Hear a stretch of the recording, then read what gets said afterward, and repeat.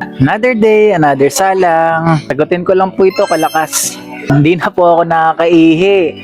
5 years and 4 months na po ako nagdadialysis. Naramdaman ko po na parang humihina yung pag-ihi ko. Siguro mga 1 year and 3 months na po ako nagdadialysis noon. Tapos, nawala siya sa pagkakatanda ko after 3 months. So hanggang ngayon, hindi na po ako nakakaihi. Ihi na nga lang nagpapakilig, daw wala pa. Kasi nga mga kalakas, kaya hindi na nakakaihi kaming mga dialysis patient ay dahil sira na po yung kidney namin. Kaya hindi na neto kayang gumawa ng ihi. Itong makina ng dialysis na lang ang gumagawa ng trabaho ngayon ng aming mga sirang kidney. Ito na ang nagtatanggal ng mga dumi at sobrang tubig namin sa katawan.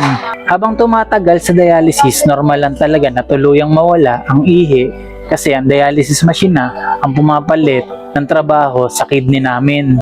Kaya meron din kaming restriction sa water na 1 liter lang per day. Bakit? Para hindi kami magmanas, magkatubig sa baga at sobrang mahirapan ng puso at mahirapan huminga. Kung nagustuhan nyo ang video na to, paki-like naman at don't forget to click follow and share for more kidney health tips. Salamat po mga kalakas. God bless po.